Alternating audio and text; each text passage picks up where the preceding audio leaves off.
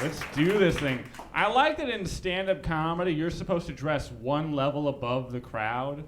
And there are 3 people in here with this exact same shirt right now. So this is, don't look around, you'll start judging us. You'll start comparing. I'll let you know I ironed this. This is my good flannel. It's interesting, I've been doing stand-up comedy for a while. I've done a lot of dumb things to be able to do this as a profession. Like, I used to work as a Lyft driver for a long time. My favorite thing that ever happened to me was one night, there was a woman that came out of a place called Q Nightclub. And she got in the car and said, "I need to go to Q Nightclub." And I told her, "We're at Q Nightclub." And then she turned around and looked, got out of the car and said, "Thanks." And then just walked back into Q Nightclub. It was such an awkward interaction. I didn't know whether it really happened or not. Until the next day when I got back my electronic report, and sure enough, I had a ride. It lasted 1 minute long. We went 0 miles. It cost her $4. And she left a $2 tip for that minor amount of information. And it's really just sad because I know I'll never have a better customer than that. As long as I work anywhere. One night around Christmas time, I had a woman get in the car and somebody yelled out to her, "Merry Christmas!" And she said back, "Oh, see. So I didn't think that she understood. So when she got in the car, I said, "Feliz cumpleaños." Which doesn't mean Merry Christmas. It means happy birthday. But this is what getting a C+ in Spanish class 2 years in a row is gonna get you. So we sat in awkward silence for about 3 minutes until eventually she turned to me and said, "How did you know it was my birthday?" What are the odds? 1 in 365, but what are the odds? My favorite thing to do as a Lyft driver is every once in a while I would get cut off by somebody, but I would end up side by side at the same stoplight as the person that just cut me off. That's a very awkward interaction. In a lot of situations, people just flip that person off. Not me. I prefer to teach them a lesson. By rolling down the windows, turning to them as slowly as I possibly can, making the scariest face I can and screaming at them like a pterodactyl.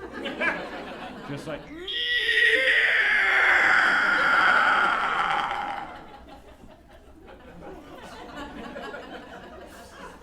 because what do you want that dude to learn? That he should go home and have sex with himself, or that monsters are real?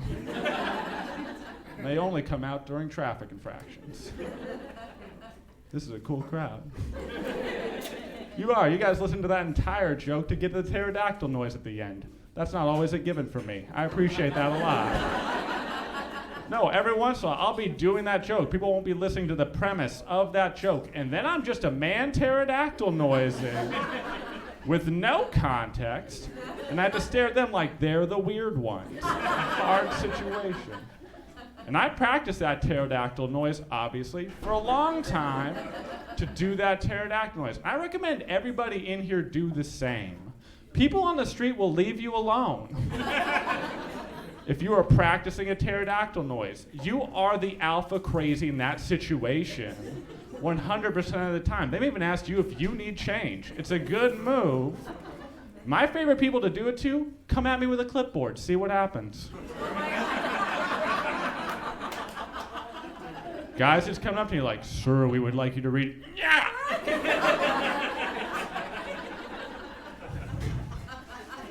But sir, if you would just...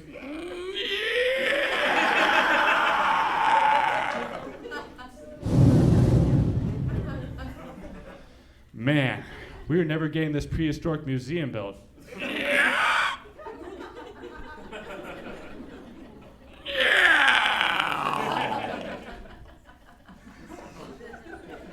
There's nowhere to go after that show. Gonna be 100% honest, a lot of commitment, nowhere to go. It's a good crowd.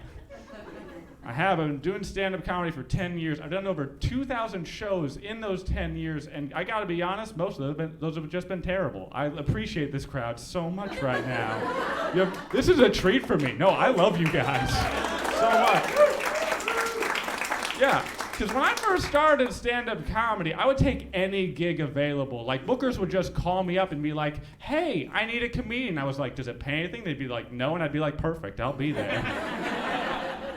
2 years in, I was booked on a kids show. And what I found out that day is, never want to do another kids show ever again. I found out I was on a kids show because back then I used to carry my camera around to record my longer sets and to show my grandma that my dreams were still alive.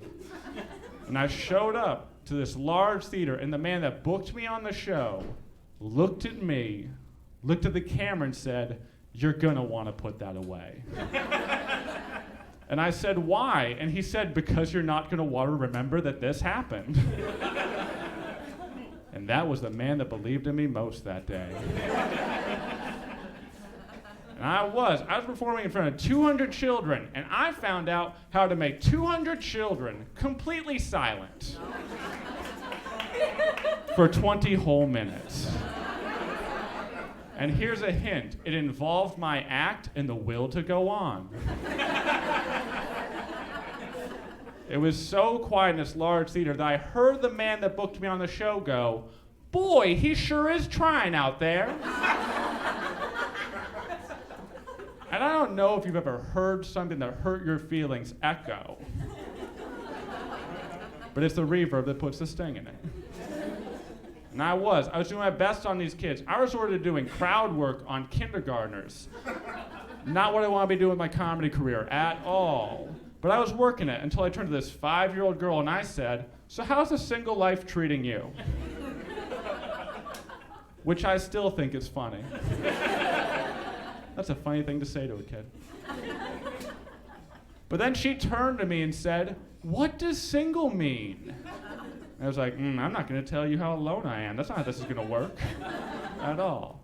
But I explained to her, I don't have a wife. I don't have a girlfriend. And then she made a pause happen in an already silent room until she turned to me and into the microphone said, but how could you be so old and have no one that loves you?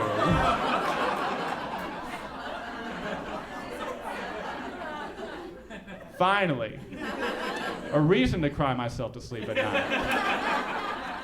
And from there, I heard the man that booked me on the show go, ha! And that was the second time I heard something that hurt my feelings echo. So you guys have been an absolutely wonderful audience. I appreciate you guys so much. You all have a wonderful night.